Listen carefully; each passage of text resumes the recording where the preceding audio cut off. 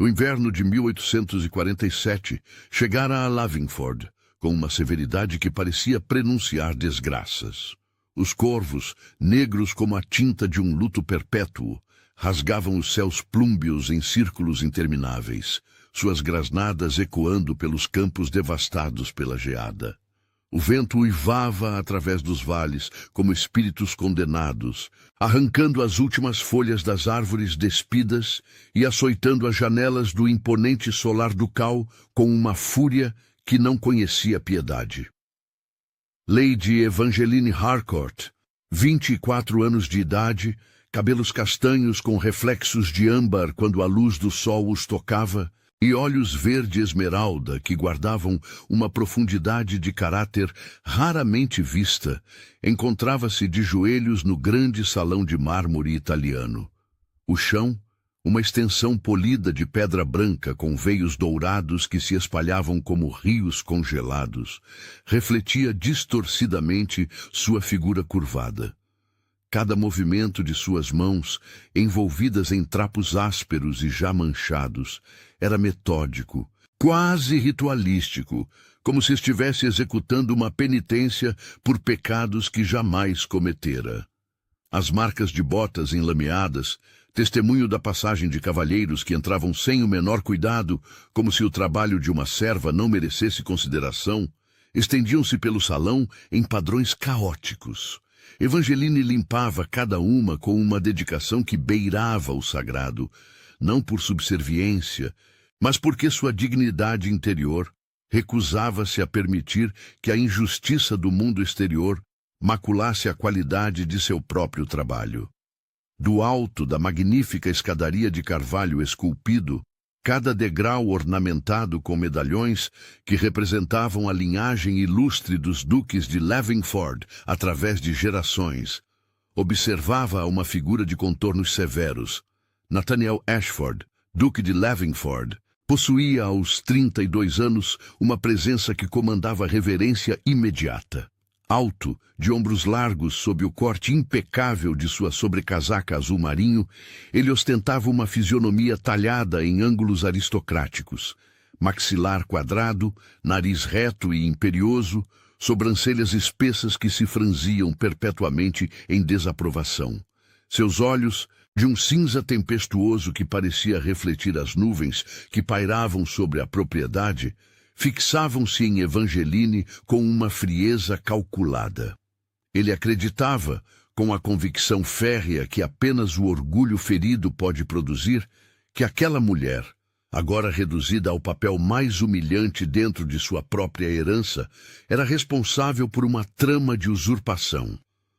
O falecido tio do duque, Lord Edmund Harcourt, último detentor do título antes de Nathaniel, havia deixado um testamento nebuloso, repleto de cláusulas contraditórias e testemunhas questionáveis.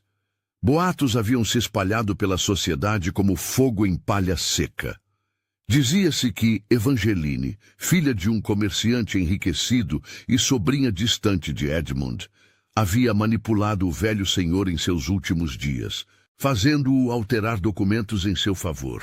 Nathaniel, que herdara o título por linha colateral, quando Edmund falecera sem descendentes diretos, considerara seu dever restaurar a honra da família. Sua solução fora drástica.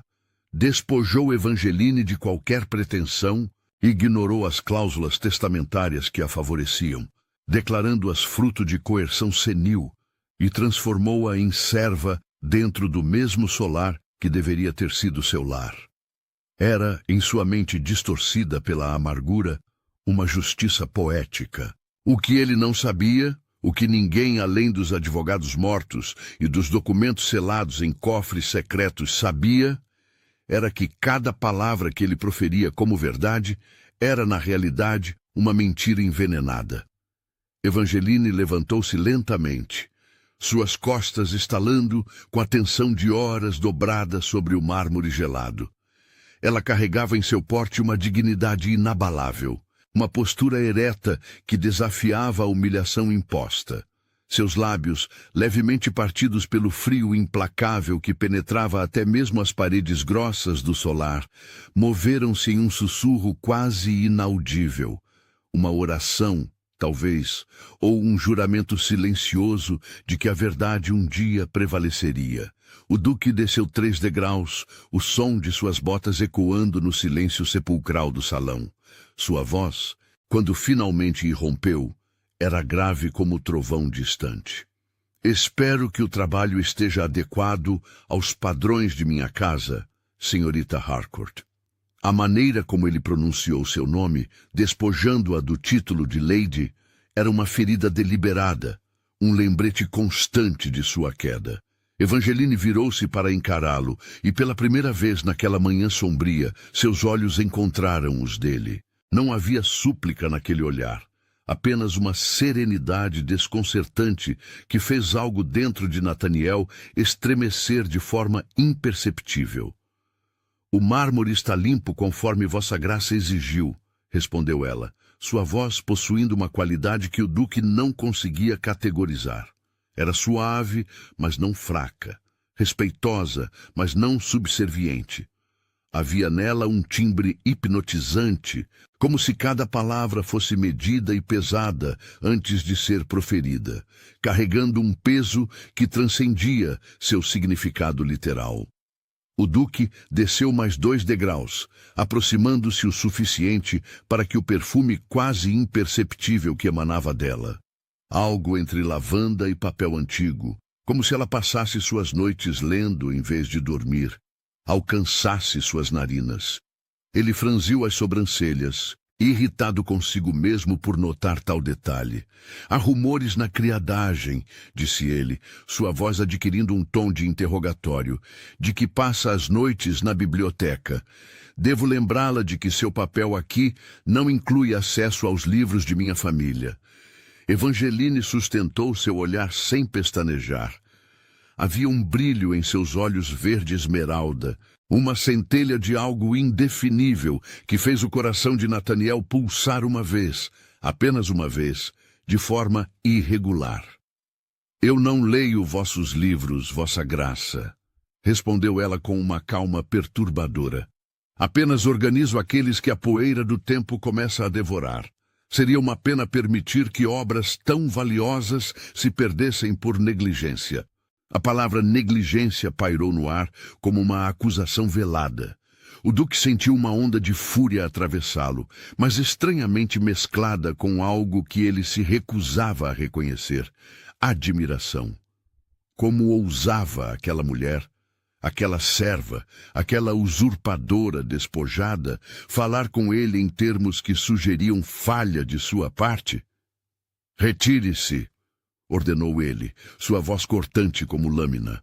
"E da próxima vez que eu a encontrar em algum lugar que não seja a cozinha ou este salão, tomarei medidas mais severas." Evangeline fez uma reverência mínima, apenas o suficiente para não configurar insubordinação, e recolheu seus trapos e balde. Ao passar por ele em direção à saída dos criados, uma corrente de ar frio, vinda da janela aberta, fez sua saia simples de algodão cinza ondular levemente, revelando por um instante a delicadeza de seus tornozelos. Nathaniel desviou o olhar com brusquidão, como se tivesse sido confrontado com algo obsceno.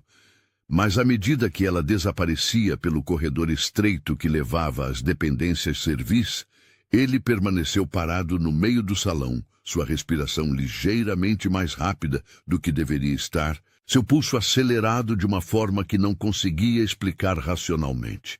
A tempestade lá fora intensificou-se, e o primeiro trovão da tarde rugiu sobre Levingford como um presságio.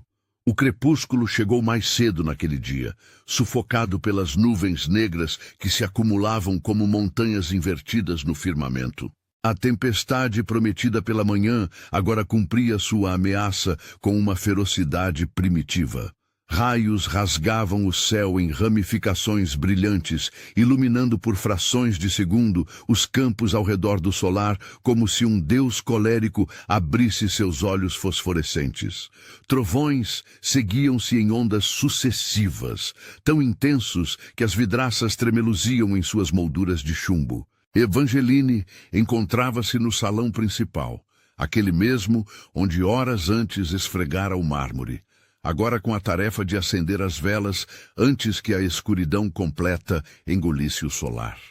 As lareiras ardiam com força, mas sua luz alaranjada mal penetrava as sombras que se avolumavam nos cantos altos e nos corredores adjacentes. Ela movia-se com eficiência silenciosa, acendendo cada vela com um graveto longo que mergulhava nas brasas da lareira mais próxima.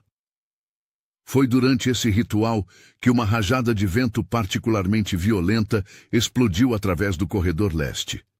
A porta dupla que dava acesso à ala dos aposentos privados, aquela que deveria estar trancada com correntes desde a morte de Lord Edmund, pois ninguém ousava perturbar os fantasmas que supostamente habitavam aquele espaço. Foi lançada aberta com um estrondo que ecoou como canhão de guerra. Evangeline sobressaltou-se, derrubando o balde de velas que carregava. Os cilindros de cera rolaram pelo chão, espalhando-se em todas as direções. Ela ajoelhou-se rapidamente para recolhê-los, mas sua atenção foi capturada pela escuridão que agora invadia o salão, vinda daquela porta aberta. De dentro daquele corredor, um ar gélido, mais frio que o da tempestade exterior, fluía como exalação de túmulo. E então ela ouviu um som baixo, quase subliminar, que poderia ter sido o vento, mas que sua percepção instintiva reconheceu como outra coisa. Era um gemido humano, abafado pela distância e pelo barulho da tempestade, mas inconfundível em sua angústia. Sem pensar duas vezes, Evangeline levantou-se, pegou o candelabro de 3 velas que acabara de acender e avançou em direção ao corredor proibido. Seus passos eram decididos, guiados por uma compulsão que ela não conseguia nomear, uma mistura de coragem natural e de algo mais profundo, uma necessidade de trazer luz onde havia escuridão. O corredor revelou-se longo e estreito, forrado de retratos, cobertos por panos brancos que se assemelhavam a fantasmas suspensos nas paredes. O ar cheirava a mofo, cera antiga e algo mais. Um perfume masculino de tabaco e tinta de escrever que ainda persistia após meses de abandono. Ao final do corredor, uma porta de carvalho entalhada com o brasão ducal, um corvo coroado sobre um campo de lírios, estava entreaberta, e dela emanava uma luz fraca e oscilante. Evangeline empurrou a porta devagar. A dobradiça gemeu como alma penada. O que ela encontrou dentro a paralisou momentaneamente. Era uma biblioteca privada, menor que a principal do solar, mas infinitamente mais íntima.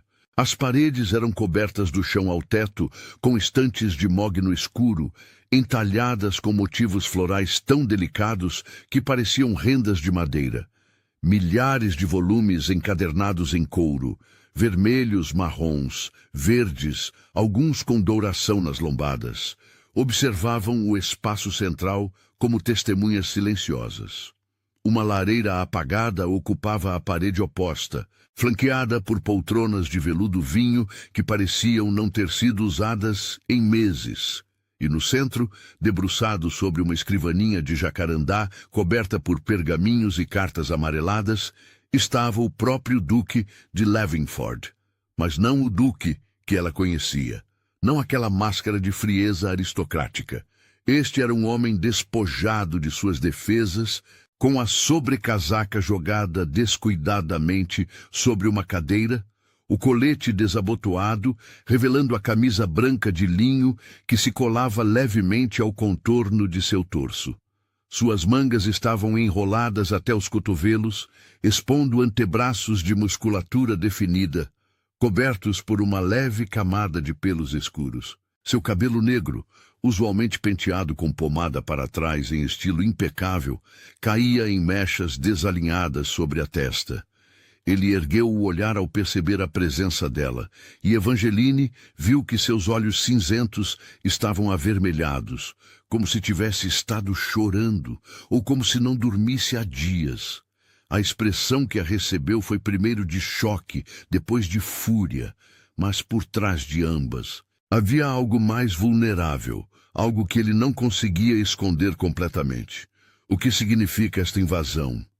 A voz dele emergiu rouca, despojada de sua autoridade costumeira. Evangeline avançou um passo para dentro da biblioteca e foi apenas então que notou o estado do aposento. Papéis espalhados por toda parte, alguns com marcas de vinho derramado, outros rasgados e amassados, como se tivessem sido lançados contra a parede em acesso de raiva. Sobre a escrivaninha, uma garrafa de conhaque pela metade e uma taça suja testemunhavam horas de solidão amarga. Eu ouvi um som, explicou ela, sua voz assumindo aquele timbre hipnotizante que parecia ter vida própria. Pensei que alguém precisasse de ajuda. E presumiu ter o direito de vir verificar. Nathaniel levantou-se, mas a ação foi menos ameaçadora do que pretendia, pois ele precisou apoiar-se momentaneamente na escrivaninha, como se o próprio ato de ficar de pé exigisse esforço. Evangeline colocou o candelabro sobre uma mesinha lateral e, ignorando todos os protocolos que deveriam governar o comportamento de uma serva diante de um duque, aproximou-se dele com a confiança de uma igual. Vossa Graça está doente, observou ela, não como pergunta, mas como constatação. Estou perfeitamente bem, mentiu ele, mas sua testa brilhava com uma fina camada de suor, apesar do frio que invadia o aposento. Evangeline estudou-o com aqueles olhos verde esmeralda que pareciam ver através de máscaras e pretensões. Ela notou a leve tremura em suas mãos, a respiração um pouco mais superficial do que deveria estar, a palidez que começava a atingir sua pele usualmente bronzeada pelo tempo passado, cavalgando pelos campos. Há quanto tempo Vossa Graça não dorme adequadamente? Perguntou ela, sua voz adquirindo uma suavidade quase maternal. Ou come uma refeição completa? Nathaniel olhou-a como se ela tivesse falado em língua estrangeira. Ninguém, absolutamente ninguém, ousava questioná-lo daquela forma. Ele deveria estar furioso. Deveria expulsá-la imediatamente, talvez até demiti-la completamente de seu serviço e enviá-la para a mais miserável das aldeias vizinhas, sem referência ou recursos. Mas ao invés disso, sentiu algo dentro de si ceder, como uma represa que finalmente rachou sob pressão implacável. Isto não é de sua conta, disse ele, mas o veneno já havia evaporado de suas palavras. Evangeline não recuou. Em vez disso, começou a recolher os papéis espalhados pelo chão com movimentos metódicos, organizando-os em pilhas sobre uma mesa auxiliar. Enquanto trabalhava, falava em voz baixa, quase como se estivesse conversando consigo mesma. Lord Edmund costumava passar noites nesta biblioteca. Eu o via, às vezes, quando ainda era permitido circular livremente pelo solar. Ele dizia que os livros eram sua única companhia confiável, pois, ao contrário das pessoas, eles não mentiam sobre seu conteúdo. Ela fez uma pausa, pegando um volume caído e passando os dedos reverentemente pela lombada desgastada. Ele me ensinou que toda verdade esconde-se nas entrelinhas daquilo que não é dito, e que os maiores erros da humanidade vêm de julgar baseado em aparências e não em evidências. Nathaniel observava-a com uma intensidade que fazia seu peito apertar de forma perturbadora. A forma como ela se movia, aquela graça inata que nenhuma quantidade de roupa simples ou trabalho degradante conseguia apagar, evocava algo primordial nele. E sua voz. Aquela maldita voz que parecia tecer feitiços invisíveis, envolvendo-o em uma teia da qual ele não desejava se libertar, mesmo que soubesse que deveria. Por que se importa? A pergunta escapou antes que ele pudesse contê-la. Eu a rebaixei à posição mais vil possível. Humilhei-a diante de todos. E ainda assim você. Ele gesticulou vagamente, incapaz de completar o pensamento. Evangeline interrompeu seu trabalho e virou-se para encará-lo completamente. A luz das velas dançava entre eles, criando sombras que se alongavam e retraíam nas paredes forradas de livros. Lá fora, outro trovão explodiu, tão próximo que a janela inteira vibrou, mas nenhum dos dois desviou o olhar. "Por quê?" disse ela, e havia agora uma profundidade em sua voz que fez cada terminação nervosa de Nathaniel ganhar vida. Nem toda riqueza se esconde atrás de cofres trancados. Há uma fortuna em caráter, em dignidade, em fazer o que é certo mesmo quando ninguém está observando. E porque, vossa graça, acredito que há mais em vossa alma do que a amargura que opta mostrar ao mundo. O silêncio que se seguiu foi denso, carregado de eletricidade que não vinha da tempestade exterior. Nathaniel deu um passo em direção a ela. Apenas um, mas foi o suficiente para que o espaço entre eles se reduzisse a menos de meio metro. Ele podia ver agora, com clareza crua, cada detalhe de seu rosto, a delicadeza de suas maçãs do rosto, o arco perfeito de suas sobrancelhas, o modo como seus lábios entreabertos revelavam dentes brancos e levemente imperfeitos. Havia uma pequena cicatriz acima de sua sobrancelha esquerda, antiga, quase invisível, e ele sentiu um desejo absurdo de perguntar como a obtivera. "Você não me conhece", disse ele. Mas sua voz havia se tornado um sussurro áspero. "Não", concordou Evangeline, e agora era ela quem dava um passo à frente, reduzindo ainda mais a distância. "Mas conheço o peso da injustiça e reconheço um homem que carrega fardos que não lhe pertencem." A mão de Nathaniel ergueu-se quase involuntariamente, pairando no ar a centímetros da bochecha dela. Ele podia sentir o calor que emanava de sua pele, podia ver o pulso que batia visível na base de seu pescoço. Rápido, tão rápido quanto o dele próprio.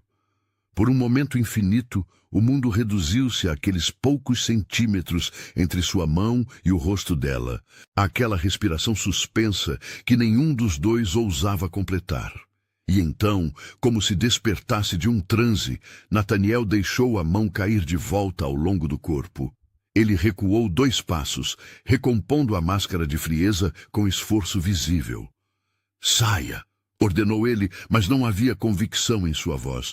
"E não retorne a esta ala sem permissão explícita."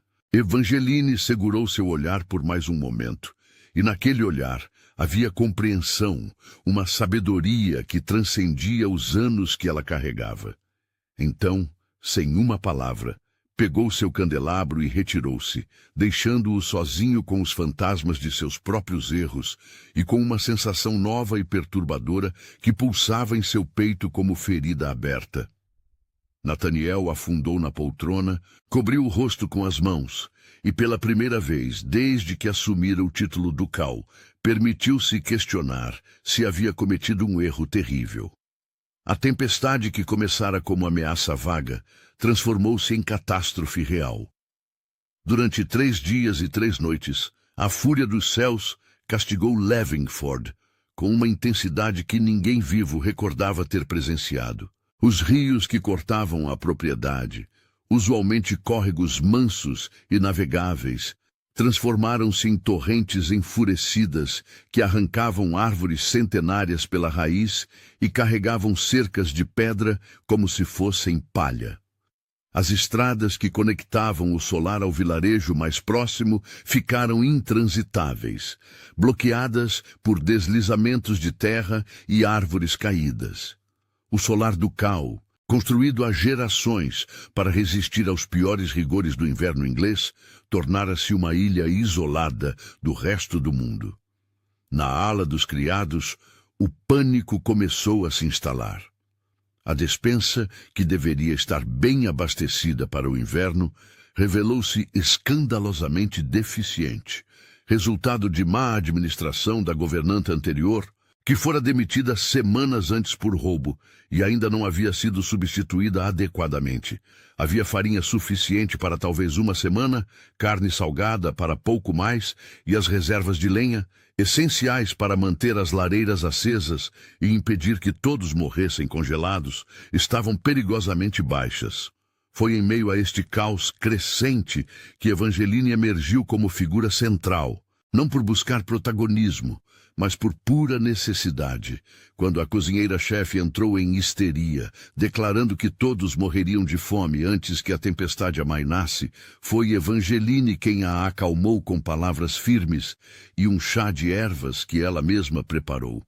Quando um dos jovens lacaios caiu de uma escada ao tentar tapar um buraco no teto por onde a chuva vazava, foi Evangeline quem tratou seu tornozelo torcido com compressas frias e uma tala improvisada, feita de ripas de caixote e tiras de linho.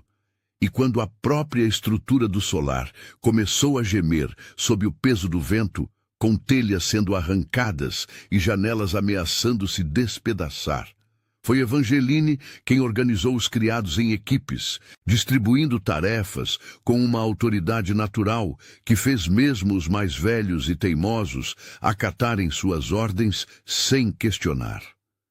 Nathaniel observava tudo isto de uma distância cada vez mais insustentável. Durante o primeiro dia de isolamento, manteve-se em seus aposentos privados, recusando-se a reconhecer que a situação exigia sua intervenção direta. Afinal, pensava ele, a administração de criadagem era problema da governanta, que não existia mais, e os criados deveriam ser capazes de se organizar sozinhos.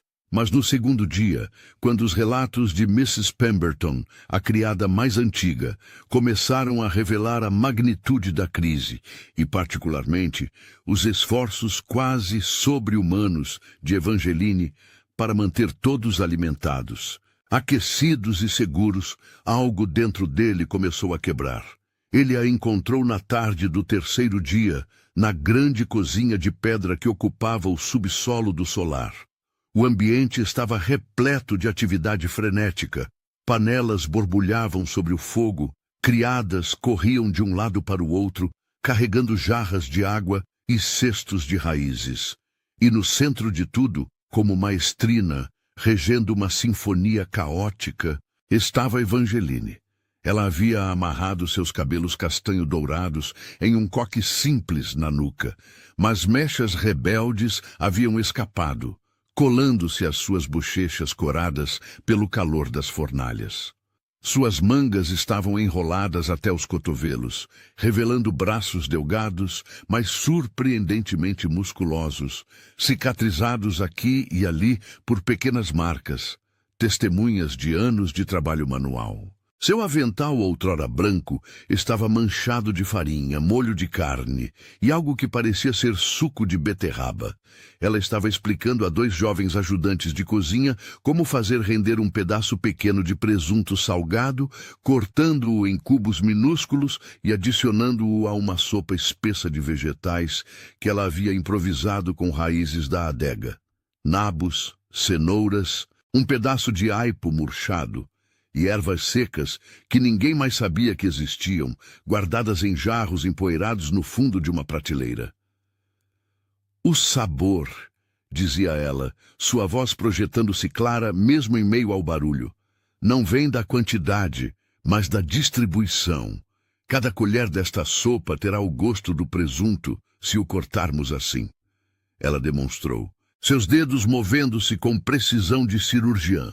Foi apenas quando terminou a explicação e se virou para pegar outro ingrediente que percebeu a presença de Nathaniel parado na entrada da cozinha. Todo o barulho da cozinha pareceu diminuir, como se a própria atmosfera reconhecesse a presença do mestre da casa. Evangeline endireitou-se, limpou rapidamente as mãos no avental e fez uma reverência respeitosa, mas não servilmente baixa. Vossa Graça nos honra com sua presença, disse ela, e não havia ironia em sua voz, apenas uma constatação factual. Nathaniel varreu o ambiente com o olhar, absorvendo pela primeira vez a magnitude do que estava acontecendo ali. Ele havia passado os últimos dias em uma espécie de negação aristocrática, presumindo que sua presença não era necessária, porque as coisas simplesmente funcionariam como sempre funcionaram. Mas agora, vendo a organização metódica que Evangeline havia imposto ao caos, compreendeu o quão próximo todos haviam estado do desastre. "Preciso falar com a senhorita em particular", disse ele, sua voz formal demais para o ambiente. Algo passou pelo rosto de Evangeline, surpresa talvez, ou preocupação, mas foi substituído rapidamente por aquela serenidade que parecia ser sua característica definidora. "Como desejar vossa graça?" Ela voltou-se para a cozinheira-chefe. "Mrs. Cooper, pode continuar como eu mostrei. Adicione os temperos que separei na ordem correta." A mulher corpulenta, que horas antes estava em prantos convencida de que todos morreriam, acenou vigorosamente, seus olhos brilhando com uma gratidão que beirava a adoração. Evangeline seguiu o duque para fora da cozinha, através de um corredor estreito que levava à despensa principal. Um espaço frio e escuro, iluminado apenas por uma pequena janela alta por onde a luz cinzenta do dia penetrava fracamente. Nathaniel fechou a porta atrás deles, e de repente o espaço pareceu diminuir, tornando-se sufocante em sua intimidade. Prateleiras alinhadas dos dois lados, repletas de jarros de conserva, sacos de grãos e cestos de vegetais, criavam um corredor estreito, onde apenas uma pessoa poderia passar confortavelmente. Para conversarem face a face, precisavam ficar a menos de um braço de distância. "Eu devo um pedido de desculpas", começou Nathaniel, e as palavras claramente custavam-lhe esforço, como se estivesse arrancando-as de um lugar profundo e bem defendido. "Eu subestimei a situação, e subestimei a senhorita." Evangeline inclinou a cabeça levemente, estudando-o com aqueles olhos que pareciam penetrar camadas de defesa. "Vossa graça não precisa se desculpar por aquilo que não sabia." "Mas eu deveria saber", insistiu ele, dando um passo à frente e então parando abruptamente ao perceber que agora estavam tão próximos que podia ver as pequenas manchas douradas em seus olhos verdes. "É minha responsabilidade conhecer cada aspecto desta propriedade, e em vez disso, tenho me escondido em meus aposentos como covarde, enquanto a senhorita..." Ele gesticulou vagamente. "A senhorita fez o que eu deveria ter feito." Evangeline permaneceu em silêncio por um momento, e então algo extraordinário aconteceu. Ela sorriu.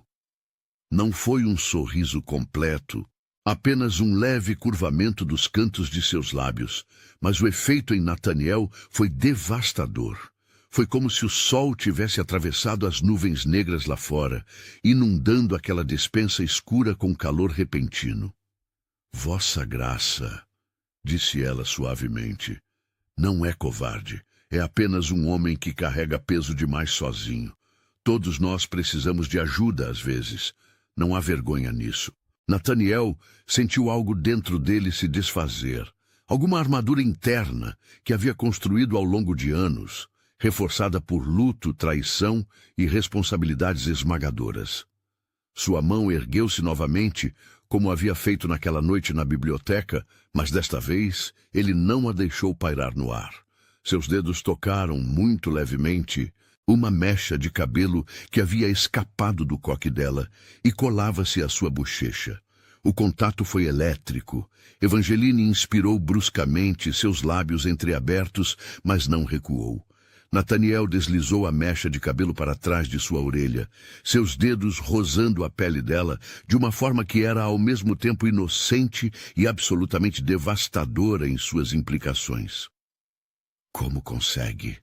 sussurrou ele, sua voz rouca de emoção contida. "Como consegue manter essa serenidade, essa bondade, depois de tudo que eu fiz? Eu a despojei de tudo, humilhei-a, e ainda assim a senhorita me trata com mais humanidade do que eu jamais tratei qualquer pessoa nesta casa. Evangeline ergueu sua mão, suja de trabalho, com unhas curtas e práticas, tão diferentes das mãos delicadas de uma dama, e, em um gesto de ousadia que surpreendeu ambos, colocou-a sobre o peito dele, exatamente sobre seu coração. Ela podia sentir a batida acelerada contra sua palma, podia sentir o calor que emanava através do tecido da camisa. "Por quê?", disse ela, e sua voz havia adquirido aquela qualidade hipnotizante que fazia o mundo ao redor desaparecer. "Eu entendo que a crueldade frequentemente nasce do medo, e que o medo, por sua vez, nasce da dor. Vossa Graça não é má pessoa.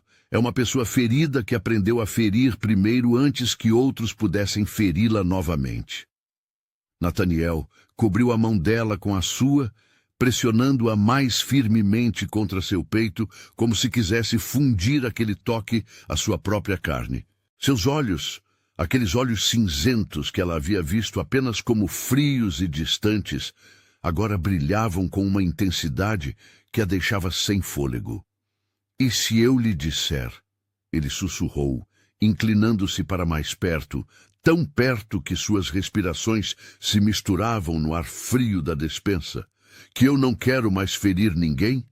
Que estou cansado de carregar essa armadura? Que quando olho para a senhorita, vejo algo que pensei que nunca mais encontraria?" "O que vê?" A pergunta escapou em um sussurro, e Evangeline percebeu que seu coração batia tão rápido que ela podia senti-lo pulsando em sua garganta. "Redenção", respondeu ele, e então, muito devagar, como se desse a ela todas as oportunidades do mundo para recuar, inclinou sua cabeça em direção à dela. Seus lábios estavam a milímetros de distância quando a porta da despensa se escancarou violentamente. "Vossa Graça!" A voz de Mr. Pemberton, o mordomo, ecoou com urgência. "Vossa Graça, venha depressa. Há um problema grave na ala norte." Os dois se separaram abruptamente, como se tivessem sido queimados. Nathaniel recompôs-se com esforço visível, endireitando o colete e limpando a garganta. "O que aconteceu?", perguntou ele, sua voz recapturando a autoridade ducal, embora um observador atento pudesse notar a leve tremura que a atravessava. "O teto da ala norte colapsou parcialmente, meu senhor. A água está inundando 3 dos quartos dos hóspedes e está começando a se espalhar para o corredor principal. Se não fizermos algo imediatamente..." Nathaniel não esperou o mordomo terminar. Ele lançou um último olhar para Evangeline, um olhar carregado de promessas não ditas e possibilidades que pairavam no ar como perfume. E então saiu apressadamente atrás de Pemberton. Evangeline permaneceu sozinha na despensa por um longo momento, sua mão ainda quente do lugar onde havia tocado o peito dele, seus lábios ainda formigando com a memória do beijo que quase acontecera. Lá fora, a tempestade continuava sua fúria implacável, mas dentro dela, algo novo havia nascido, algo que ela não ousava nomear, mas que já não podia mais negar. A aurora do 4º dia trouxe consigo não alívio, mas uma nova ameaça. A tempestade havia finalmente amainado, não cessado completamente, mas reduzido-se a uma chuva fria e persistente que caía como lágrimas de um céu exausto. As nuvens, ainda espessas e pesadas, começaram a se dispersar em rasgões por onde raios pálidos de sol tentavam penetrar. Foi durante o desjejum, uma refeição simples que Evangeline havia milagrosamente improvisado com os últimos restos da despensa, que o estrondo na porta principal ecoou através do solar como tambor de guerra. Nathaniel, que estava reunido com Evangeline e os principais criados no salão de jantar menor, discutindo planos para reparar os danos causados pela tempestade, levantou-se imediatamente. Havia algo na força daquelas batidas, imperativas, quase violentas, que lhe encheu de presságio. Mr. Pemberton apressou-se a atender e, momentos depois, retornou com expressão grave. "Vossa Graça", anunciou ele, e havia tensão em cada sílaba. Sir Alistair Beaumont solicita audiência urgente. O nome caiu sobre o ambiente como pedra em lago parado. Evangeline viu o rosto de Nathaniel perder toda a cor. Viu suas mãos, aquelas mesmas mãos que horas antes haviam tocado seu rosto com ternura inimaginável, cerrarem-se em punhos tão apertados que os nós dos dedos ficaram brancos. Beaumont, repetiu Nathaniel, e havia em sua voz um ódio tão puro, tão destilado, que fez Evangeline estremecer. Que diabo ele quer aqui? Ele diz que traz documentos de importância crítica relacionados à propriedade, explicou Pemberton, e que não partirá até ser recebido. Nathaniel trocou um olhar rápido com Evangeline. Naquele olhar havia preocupação, confusão e algo mais. Um pedido silencioso para que ela permanecesse ao seu lado, não importando o que viesse a seguir. Ela assentiu quase imperceptivelmente. Traga-o para a sala de audiências, ordenou o duque, e certifique-se de que 2 lacaios fiquem presentes. Não confio nesse homem. Minutos depois, o grupo reuniu-se na sala de audiências. Um espaço formal com paredes revestidas de painéis de carvalho escuro e uma mesa longa de mogno que podia acomodar 20 pessoas. Nathaniel posicionou-se na cabeceira.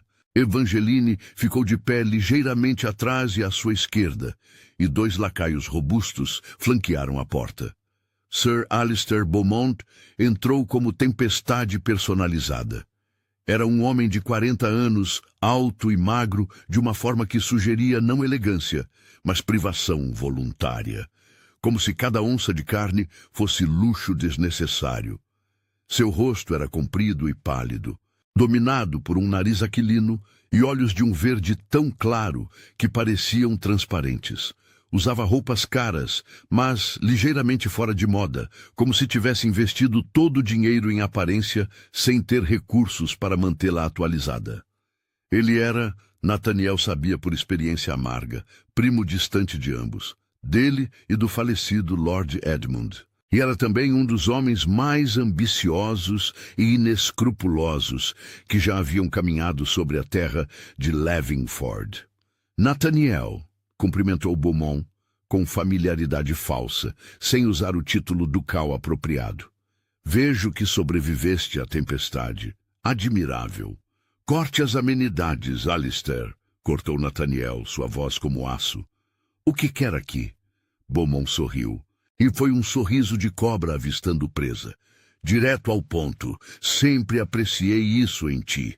Ele colocou sobre a mesa um estojo de couro, abrindo-o para revelar um conjunto de documentos amarelados pelo tempo, todos selados com lacre de cera vermelha.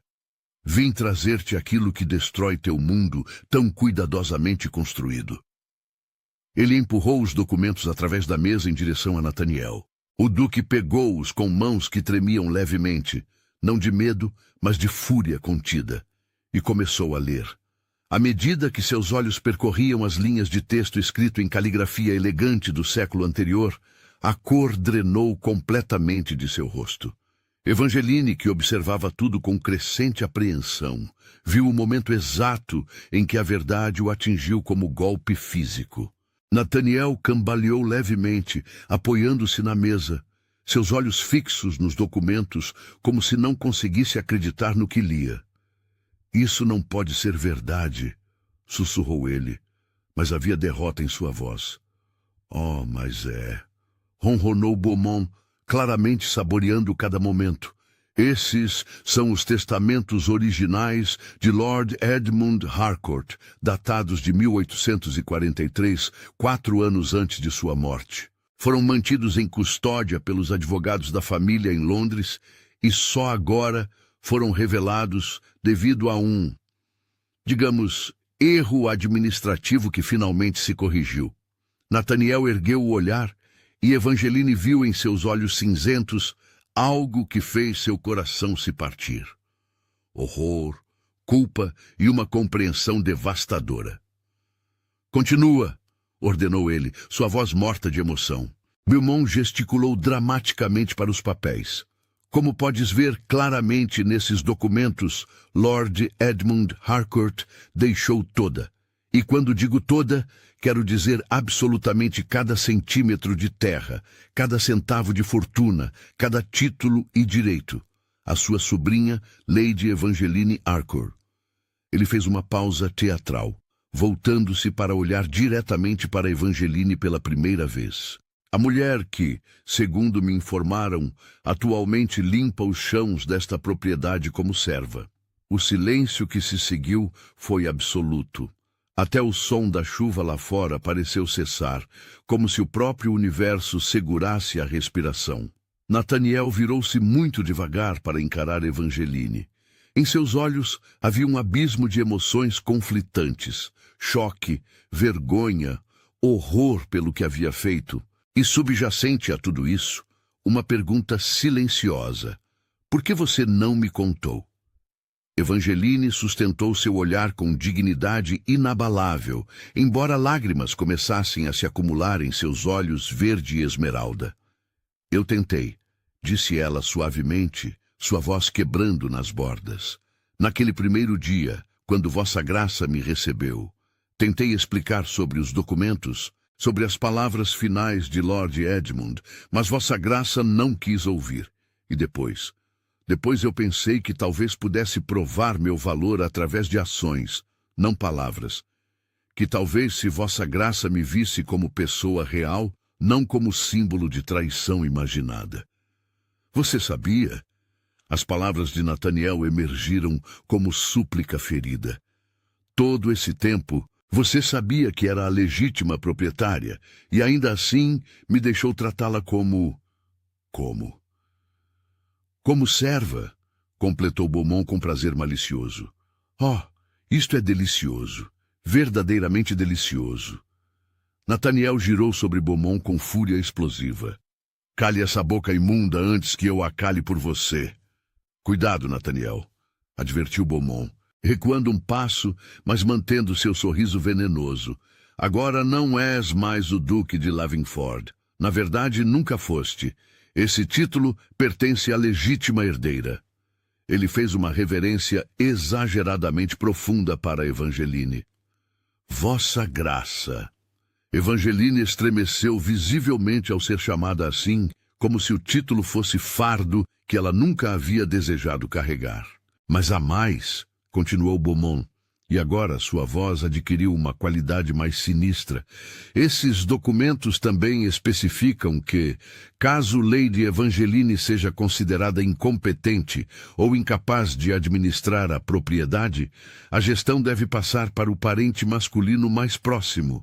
Ele fez uma pausa dramática, que sou eu. Finalmente, o esquema revelou-se em toda sua monstruosidade. Beaumont não havia vindo simplesmente para revelar a verdade. Ele havia vindo para reclamar o que considerava seu por direito. Se conseguisse provar que Evangeline era inadequada para administrar uma propriedade tão vasta, então toda a fortuna de Lavingford cairia em suas mãos. Nathaniel compreendeu tudo isto em um instante de claridade devastadora, e compreendeu também algo mais, que cada ação que havia tomado contra Evangeline, cada humilhação que lhe havia imposto, cada momento em que a tratara como menos que humana, agora seria usado como evidência de sua inadequação. Ele havia, sem saber, criado a armadilha perfeita para destruir a mulher que, e isto era a parte mais dolorosa, ele havia começado a amar. Sugiro, disse Beaumont, guardando os documentos de volta no estojo com gestos deliberadamente lentos, que nos reunamos amanhã ao meio-dia com testemunhas apropriadas para formalizar a transferência de propriedade. E então, é claro, teremos que discutir a adequabilidade da atual herdeira para manter o que herdou. Ele virou-se para sair, mas parou na porta, olhando por cima do ombro com expressão de triunfo mal contido. Oh, e Nathaniel, espero que tenhas economizado algum dinheiro. Em breve precisarás procurar nova residência. Ele riu, um som úmido e desagradável, e então saiu, deixando destruição em seu rastro. O silêncio na sala de audiências era sepulcral. Os dois lacaios olhavam fixamente para o chão, claramente mortificados por terem presenciado tal cena. Nathaniel permanecia de pé, rígido como estátua, seu rosto uma máscara de agonia. Foi Evangeline quem finalmente quebrou o silêncio. Vossa Guer. Nathaniel, corrigiu ela suavemente, abandonando a formalidade pela primeira vez. Isto não muda nada entre nós. Ele riu, mas foi um som amargo, cheio de autorrecriminação. Não muda nada. Evangeline, eu passei meses transformando sua vida em inferno. Acusei-a de crimes que nunca cometeu. Rebaixei-a ao trabalho mais degradante. E tudo isso porque eu era arrogante demais, cego demais, estúpido demais para simplesmente ouvir. Como pode dizer que não muda nada? Evangeline aproximou-se dele, seus passos ecoando no silêncio. Quando estava a poucos centímetros, ergueu uma mão hesitante e tocou seu rosto. Um toque tão leve que poderia ter sido imaginado, mas que enviou ondas de calor através do corpo dele. Muda tudo em termos de títulos e propriedades, admitiu ela, sua voz assumindo aquele timbre hipnotizante que sempre o desarmava. Mas não muda o que vi em vosso coração esses últimos dias. Não muda o homem que começou a emergir da armadura de dor que construiu ao seu redor. E não muda o fato de que... Ela hesitou, respirando fundo antes de continuar. De que eu escolheria passar meus dias como serva ao seu lado do que como duquesa sem vossa presença. Nathaniel fechou os olhos e uma única lágrima, a primeira que permitira em anos, desceu por sua bochecha. Eu não mereço você, sussurrou ele. Ninguém merece amor, respondeu Evangeline suavemente. Amor não é algo que se merece.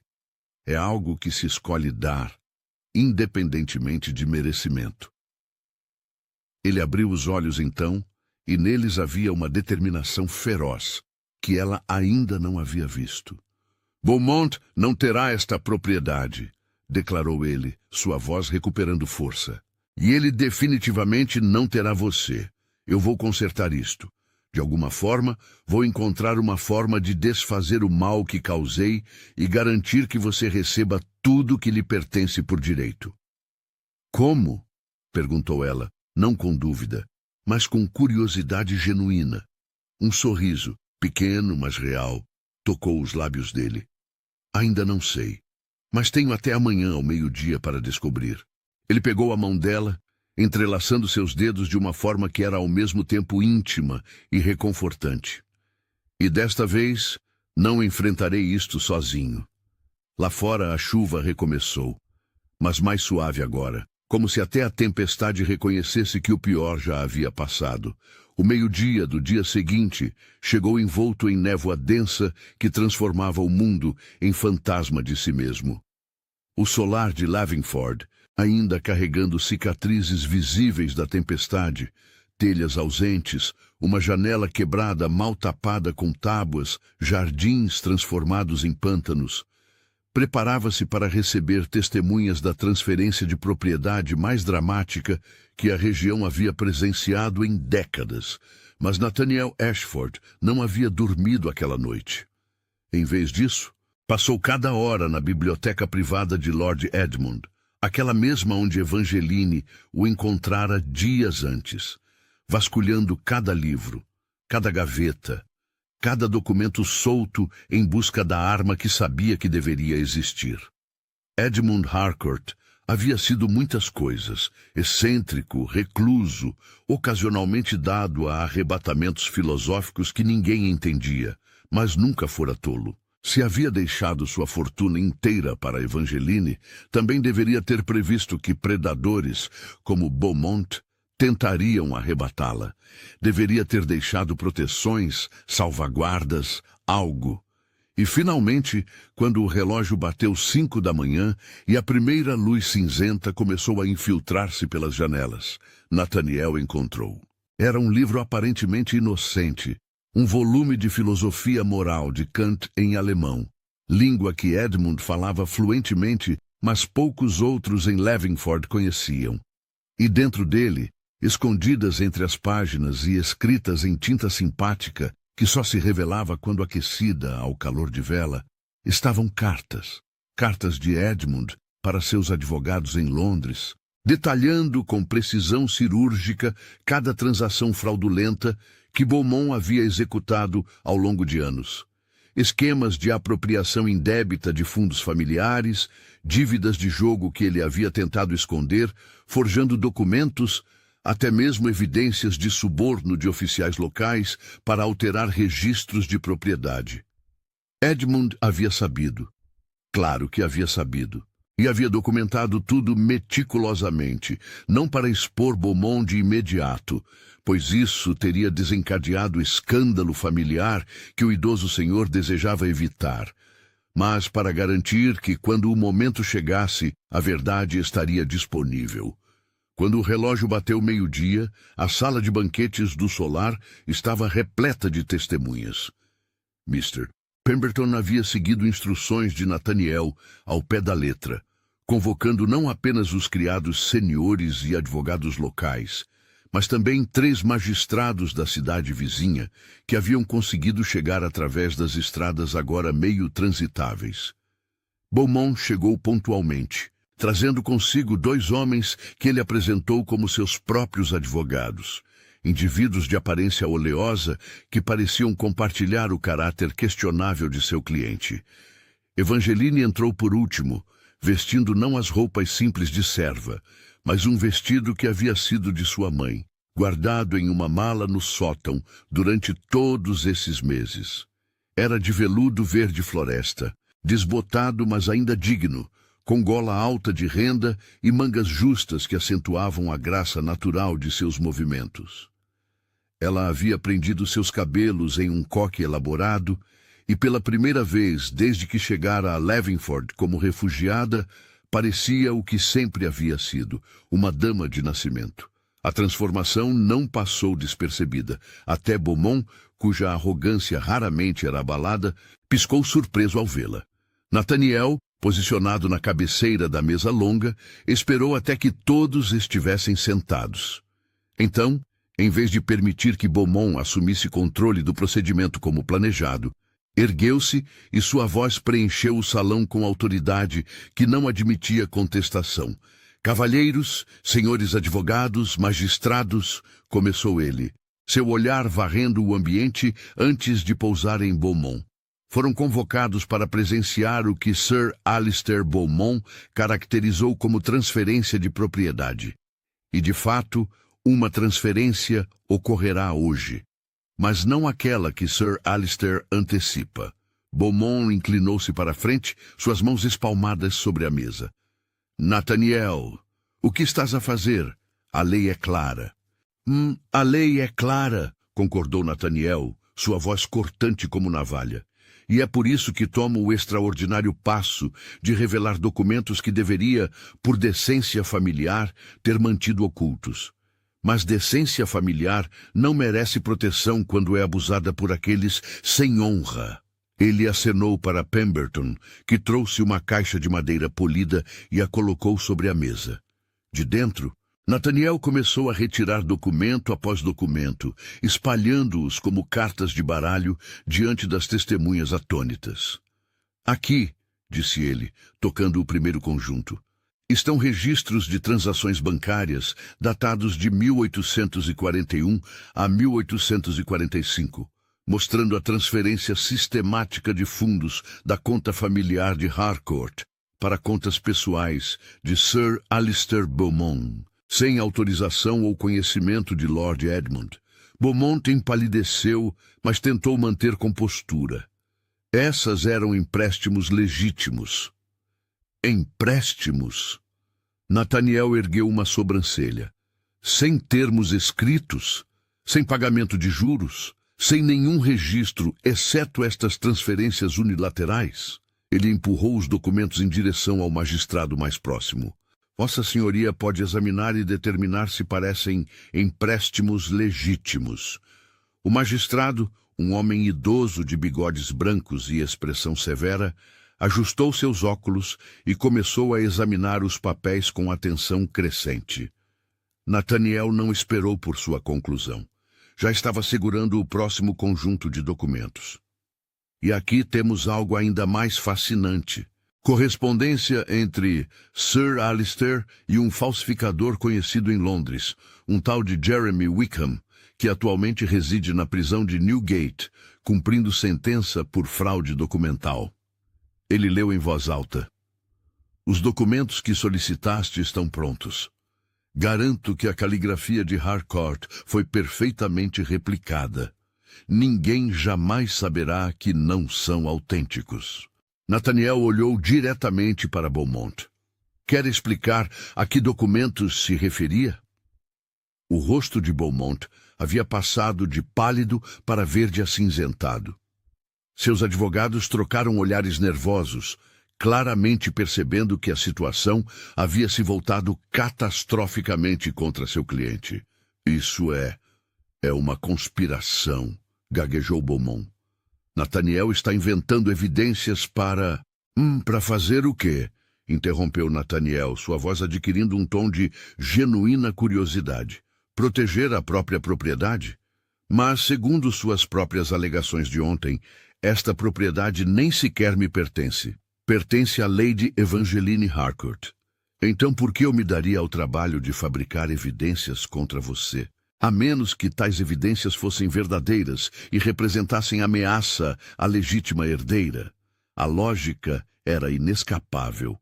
Beaumont abriu e fechou a boca diversas vezes, como peixe fora d'água, mas nenhuma réplica convincente emergiu.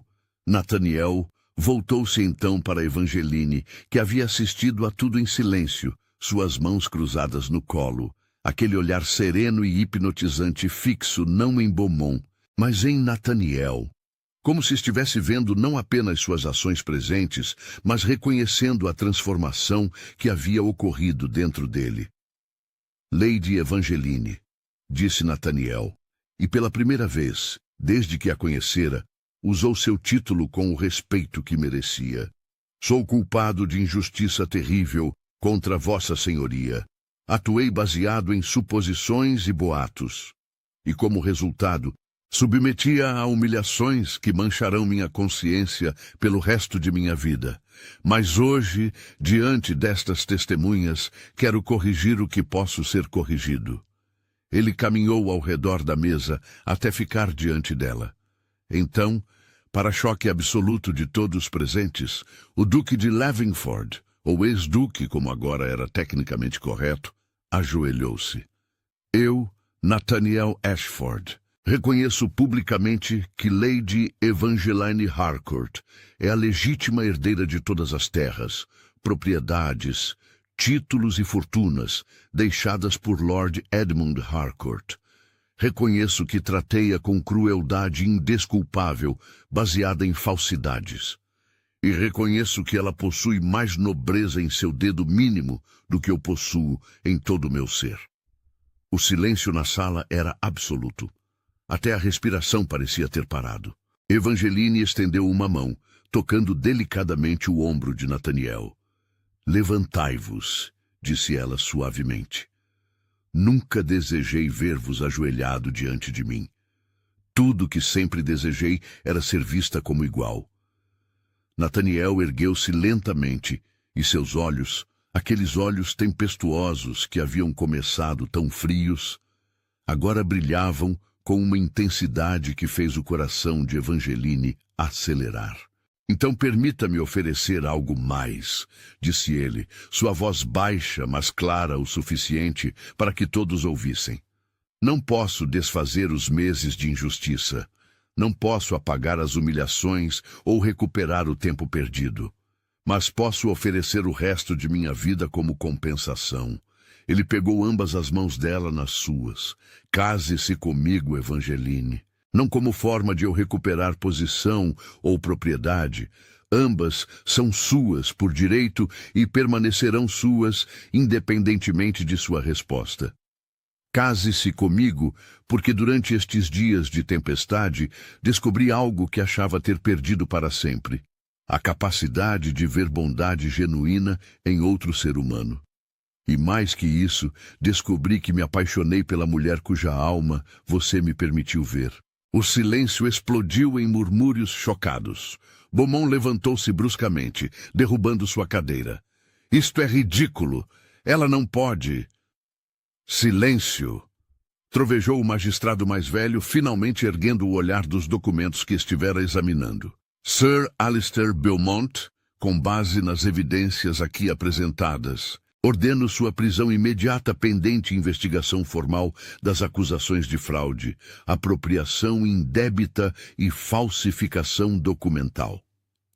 2 dos lacaios que Nathaniel havia estrategicamente posicionado na sala avançaram, segurando Beaumont pelos braços, mesmo enquanto ele protestava com crescente histeria. Isto não acabou. Tenho conexões. Vocês não sabem com quem estão lidando. Não sabemos exatamente com quem estamos lidando, respondeu o magistrado friamente. Um homem que tentou roubar a herança legítima de uma dama através de meios fraudulentos. E na Inglaterra, Sir, isso ainda é crime grave. Beaumont foi arrastado para fora, seus gritos de protesto desaparecendo gradualmente à medida que era levado para os estábulos onde seria mantido até que pudesse ser transportado para as autoridades apropriadas. Com sua remoção, a tensão na sala diminuiu visivelmente. Os advogados restantes, os magistrados e criados aguardaram, quase prendendo a respiração, pela resposta de Evangeline à proposta de Nathaniel. Ela ainda segurava as mãos dele e agora estudava seu rosto com aquele olhar penetrante que sempre o desarmava. «Fazeis esta proposta por culpa?» perguntou ela suavemente. «Ou por amor?» «Por ambos», admitiu Nathaniel honestamente. A culpa está lá, e seria desonesto negá-la. Mas o amor, Evangeline, o amor é maior, tão maior que a culpa parece insignificante em comparação. Quando quase te beijei naquela despensa, quando segurei tua mão na biblioteca, quando observei-te trazendo ordem ao caos durante a tempestade. Em cada um desses momentos, senti algo dentro de mim que estava morto há anos ganhar vida novamente. Você me fez lembrar que ainda sou capaz de sentir algo além de amargura. Evangeline fechou os olhos por um momento, e quando os reabriu, havia lágrimas deslizando por suas bochechas, mas eram lágrimas de alegria, não de tristeza. Então minha resposta, disse ela, sua voz quebrando levemente, mas repleta de certeza, é sim, sim, casarei convosco. Não porque desejo recuperar título ou propriedade, mas porque durante esses mesmos dias de tempestade vi através de vossa armadura e amei o homem que descobri escondido embaixo. O salão explodiu em aplausos espontâneos. Mrs. Pemberton, a velha criada, chorava abertamente. Até os magistrados severos sorriram com aprovação. Nathaniel puxou Evangeline para seus braços e desta vez não houve interrupção, nenhuma porta se abrindo violentamente, nenhuma urgência a separá-los. Seus lábios encontraram-se em um beijo que era ao mesmo tempo promessa e redenção, perdão e começo. Quando finalmente se separaram, ambos ofegantes, Nathaniel apoiou sua testa contra a dela. Prometo, sussurrou ele, passar cada dia do resto de minha vida provando que sou digno deste dom que me concedeste. E eu prometo, respondeu Evangeline, sua voz assumindo aquele timbre hipnotizante que sempre o arrebatava. Lembrá-lo de que amor não é sobre merecimento, mas sobre escolha. E eu escolho você, Nathaniel Ashford. Não como duque, não como senhor de propriedade, mas simplesmente como o homem cujo coração começou a bater em sincronia com o meu. Lá fora, o sol finalmente rompeu através das nuvens, inundando o salão de banquetes com luz dourada que parecia abençoar aquele momento. A tempestade havia passado em todos os sentidos, não apenas a tempestade de vento e chuva, mas a tempestade de engano, amargura e injustiça que havia governado Lavingford por tanto tempo. E no lugar dela, algo novo crescia, esperança, amor e a promessa de um futuro construído não sobre orgulho ou propriedade, mas sobre respeito mútuo e a verdade finalmente revelada. A primavera chegou a Lavingford com generosidade que parecia compensar a crueldade do inverno anterior. Os campos, antes devastados pela geada e enchentes, agora ondulavam com trigo jovem. As árvores, que haviam perdido galhos inteiros na tempestade, brotavam folhagem nova. E os jardins, meticulosamente reconstruídos sob supervisão conjunta de Nathaniel e Evangeline, explodiam em cores que rivalizavam com os melhores jardins de toda a Inglaterra. O casamento havia sido celebrado em cerimônia simples na capela da propriedade, com apenas os criados, alguns amigos próximos e os magistrados que haviam testemunhado a queda de Beaumont presentes. Evangeline havia insistido que não desejava ostentação, apenas união sincera com o homem que amava. Os documentos legais haviam sido meticulosamente reorganizados. Evangeline era oficialmente reconhecida como proprietária de Lavingford, mas havia estabelecido arranjo único. Ela e Nathaniel administrariam a propriedade juntos, como parceiros iguais. O título ducal, que tecnicamente agora pertencia a ela, havia sido oficialmente transferido para Nathaniel através de decreto real obtido após petição pessoal ao príncipe Albert, explicando as circunstâncias extraordinárias. Mas títulos e propriedades haviam se tornado secundários ao que realmente importava. Nesta tarde de maio, Evangeline encontrava-se na biblioteca privada de Lord Edmund, aquela mesma onde tantas transformações haviam começado, organizando os livros que haviam sido danificados pela água durante a tempestade. Nathaniel trabalhava ao seu lado, seus movimentos sincronizados de uma forma que vinha apenas de meses de proximidade constante. "Encontrei algo", anunciou ele de repente, retirando um envelope selado de dentro de um volume de Shakespeare. "Está endereçado a você." Evangeline pegou o envelope com mãos trêmulas. O selo era do tio Edmund e a caligrafia na frente confirmava: "Para minha querida sobrinha Evangeline, a ser aberta quando a tempestade passar." Com dedos delicados, ela rompeu o selo e desdobrou a carta. Os olhos de Nathaniel leram por cima de seu ombro, enquanto ela absorvia as palavras de um morto que havia planejado até mesmo além de sua própria morte. "Minha querida Evangeline, se estás lendo isto, então meus planos funcionaram conforme pretendido, embora suspeito que o caminho tenha sido mais tortuoso do que eu teria desejado para ti. Sempre soube que havia bondade em Nathaniel, enterrada sob camadas de dor que ele acumulou após a morte de seus pais e sua primeira desilusão amorosa. Também sabia que tu possuis força suficiente para suportar em tempestades, tanto literais quanto metafóricas.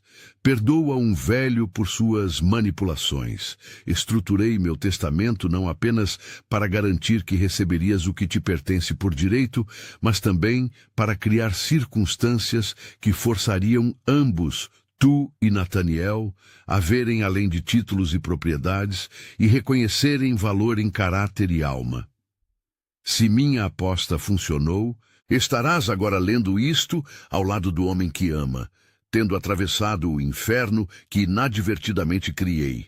Se não funcionou, bem, então sou tolo morto cujos esquemas causaram apenas dor, e suplico teu perdão. Ama bem, querida Evangeline. Ama corajosamente. E lembra sempre que a maior fortuna que um ser humano pode possuir não é aquela que se conta em moedas, mas aquela que se mede em momentos de conexão verdadeira com outra alma. Teu tio que te amou, Edmund. Evangeline terminou a leitura com lágrimas deslizando livremente por suas bochechas. Nathaniel abraçou-a por trás, sua cabeça descansando no ombro dela, e ela podia sentir a umidade de suas próprias lágrimas contra seu pescoço. Ele sabia, sussurrou Nathaniel maravilhado. O velho louco sabia exatamente o que estava fazendo. Ele apostou em nós, concordou Evangeline, virando-se nos braços dele para encará-lo. Apostou que éramos fortes o suficiente para encontrar um ao outro, mesmo através da tempestade. Nataniel capturou seus lábios em beijo, que era ao mesmo tempo terno e apaixonado, promessa renovada do compromisso que haviam feito um ao outro. Quando se separaram, ambos ofegantes, ele tocou seu rosto com reverência que nunca diminuíra desde aquele dia na sala de banquetes. Cada dia, disse ele suavemente, agradeço ao destino pela tempestade que me trouxe você. E agradeço a Edmund por ter fé onde eu não tinha nenhuma. E eu, respondeu Evangeline, sua voz assumindo aquele timbre hipnotizante que ele havia aprendido a amar mais que qualquer melodia. Agradeço pela jornada. Porque sem a escuridão não teríamos apreciado tanto a luz. E sem a injustiça não compreenderíamos tão profundamente o valor da verdade. Eles permaneceram abraçados, enquanto o sol da tarde lançava raios dourados através da janela, iluminando a biblioteca que havia testemunhado tantos momentos cruciais de sua história. Lá fora, ouviam-se sons de renovação, criados trabalhando nos jardins, o canto de pássaros que haviam retornado após o inverno, o riso de crianças da vila que Evangeline havia insistido em educar na propriedade. A tempestade havia passado, e em seu rastro havia deixado não apenas destruição, mas também reconstrução. Não apenas perdas, mas também descobertas. E mais importante, havia revelado uma verdade que o próprio Edmund havia compreendido, que a maior riqueza jamais contabilizada não estava nos cofres do solar de Lavingford, mas nos corações de duas almas que haviam se encontrado através de circunstâncias improváveis e escolhido, contra todas as probabilidades, amar.